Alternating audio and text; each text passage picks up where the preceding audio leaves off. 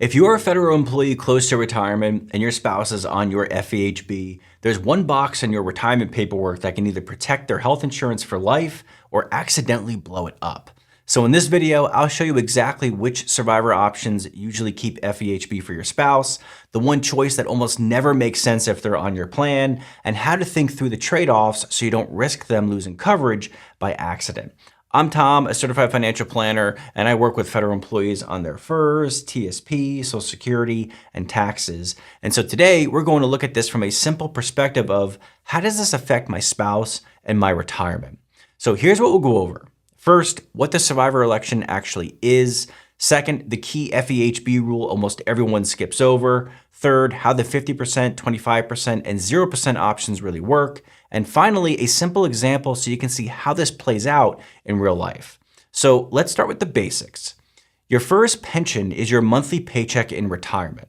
That's the check you and your spouse are planning on to cover your lifestyle once you stop working.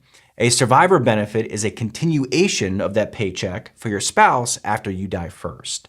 When you file your retirement paperwork, you have to tell OPM how much of that check you want to continue to your spouse. Under FERS, you've got three main choices for a spouse: the maximum survivor, the partial survivor, or no survivor. The maximum survivor option means your spouse gets 50% of your pension if you die first, and while you're alive, your own check is cut by about 10%. Partial survivor means your spouse gets 25% of your pension if you die first, and your own check is cut by about 5%. And the no survivor option means your spouse gets zero from your pension if you die first, but you get your full pension while you're alive. Now let's put some numbers to these to understand it a little bit better. Say you retire with a $40,000 per year pension. With the 50% option, you get about $36,000 per year while you're alive, and your spouse would get about $20,000 per year for life after you die. With the 25% option, you get about $38,000 per year while you're alive, and your spouse would get about $10,000 per year after you die. And finally, with the 0% option, you get the full $40,000 per year during your life, and your spouse gets nothing from your pension afterwards. So you're essentially trading income today for protection later, and all this is based on percentages, not fixed dollar amounts. So as your pension gets cost of living adjustments over time, both the survivor check and the costs grow too. Okay, so now that you see the basic mechanics, here's how this ties directly to FEHB for your spouse. There's a key FEHB rule that's easy to miss in all the paperwork. For your spouse to keep FEHB after you die, they must be entitled to a survivor benefit or another qualifying survivor payment. So put simply, if you choose a survivor annuity for your spouse, they usually can keep FEHB when you're gone. If you choose zero and there is no other qualifying survivor benefit for them, their FEHB coverage typically ends when you die. So that one decision is doing two jobs at once. First, it's deciding whether your spouse gets a check after you're gone, and it's helping decide whether they can keep health insurance through FEHB. If your spouse is also a federal employee or federal retiree with their own independent right to FEHB, this rule works differently because they're not relying on your record. But if your spouse is on your FEHB and doesn't have their own, your survivor election is a big deal. Now, in a second, I'll walk through how the 50, 25, and 0% options stack up side by side when you include both income and health insurance. But first, a quick note. If you're listening to this and thinking we really can't afford to guess wrong on these options, and you want help mapping out your pension, your survivor benefit, TSP, and taxes, that's exactly what we do with federal employees. There's a link below this video where you can schedule a quick intro call with me and see if we're a good fit. All right, let's go back to that example and walk through each option. With the 50% survivor option, while you're alive, your check is about $36,000 a year instead of $40,000 a year.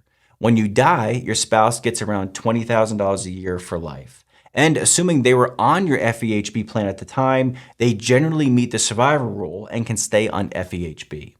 With the 25% option, your check is about $38,000 a year, and when you die, your spouse gets around $10,000 a year for life. They still meet that key FEHB requirement because they are entitled to a survivor benefit. With the 0% option, you keep the full $40,000. When you pass away, there is no survivor check from your pension. And if your spouse doesn't have a separate right to FEHB, they likely lose FEHB at that point. So the 50% option has the biggest cut now, but the biggest check later, and it keeps FEHB. 25% is a smaller cut now and smaller check later, but still keeps FEHB. 0 is no cut now, no check later, and for many spouses, no FEHB. This is where the real trade-offs show up, right? If your spouse would truly depend on your pension and on FEHB for health insurance, choosing the 0% option means you're willing to take on a lot of risk because you're essentially saying, we're fine taking the full check while I'm alive, and we're fine if both the income and the health insurance disappear if I go first, which in my experience for many of you will not be the case. The 25% option is often the minimum level that keeps the door open for FEHB and provides at least some ongoing income. The 50% option goes further in protecting your spouse's lifestyle, but it costs you more each month right now. So there is some uncertainty here. We don't know exactly how long each of you will live. We don't know how health costs will change and if they'll get more expensive. And if you have other assets like TSPs, IRAs, or life insurance, those change the picture too. The point of this video isn't to say everyone should choose X. It's to make sure you understand what each path actually does. Now, let's go through a simple example. Imagine we have Sam and Kate, both 62. Sam is the federal employee with a $40,000 per year FERS pension, and together they've got about $900,000 saved across TSP, IRAs, and a small brokerage account. Kate doesn't have her own FEHB, and she's on Sam's plan. On path A, Sam chooses the 50% survivor option. While Sam's alive, the pension pays about $36,000 per year. If Sam dies first, Kate keeps FEHB and gets around $20,000 per year from the survivor benefit for the rest of her life. On path B, Sam chooses the 25% option. While Sam is alive, they get about $38,000 per year. If Sam dies first, Kate keeps FEHB and gets about $10,000 per year. Under path C, Sam chooses 0. While Sam is alive, they get the full $40,000 per year pension. But if Sam dies first, Kate gets no survivor pension from Sam, and because she's not entitled to a survivor annuity, she likely loses FEHB. So she's grieving, trying to figure out finances, and at the same time shopping for expensive private health insurance because the coverage she thought she had just vanished with that one checkbox. Not a situation we want to leave our spouse in, right? So when we sit down with couples like Sam and Kate, we don't just look at which number feels bigger today, right? We line it up with what Kate actually needs each month if she's on her own, what other income or life insurance exists, and how important keeping FEHB is to the both of them.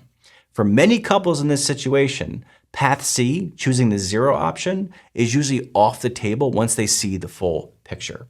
Now, there's one quick complication here that could apply to some of you. If you have a former spouse and there's a court order that awards them a survivor benefit, this gets complex. The actual survivor income might be going to that former spouse, but you and your current spouse may still need to elect a survivor benefit to protect FEHB for your current spouse. Now, if that's your situation, please do not guess. Get someone to read the court order and your options side by side. So what do you do with all this if you're within a few years of retirement? First, grab your pension estimate and write down what your pension would be under the 50, 25, and 0% survivor options. Actually seeing the before and after numbers for your own situation is a lot more powerful than just hearing generic examples. Second, sit down with your spouse and talk about what life would look like if you weren't here. And I understand this isn't a fun conversation to have, but it's necessary. How much monthly income would they realistically need? Could they afford health insurance off the exchange or through a former employer if FEHB went away? And please don't just say, we'd figure it out if that were to happen. Don't do that. Look up some sample premiums and see what it actually would cost. Third, if your spouse has their own FEHB because they're also a federal employee, or if you're single, the health insurance part may not ride on your survivor election in the same way. In those cases, you may have more flexibility, but you still want to be intentional about the trade-off between income now and protection later. If you're more than 10 years away from retirement, your main job is to build assets, understand at a high level how these levers work, and not obsess over the exact percentages just yet. You'll revisit those when you're closer. So at the end of the day, the survivor election isn't just about getting the biggest possible pension check while you're alive. It's about deciding how much risk your spouse carries on, income, and health insurance if you're not here. OPM will process whatever box you check. It's your job to make sure that box lines up with the life you actually want for your family. If you want help putting all this together, click the link below to schedule an intro call with me. And if you want to keep going on the federal retirement side, check out this video right here where I walk through how the TSP changes in 2026 could affect your retirement plan and what federal employees need to know. So thanks for watching, and I'll see you over there.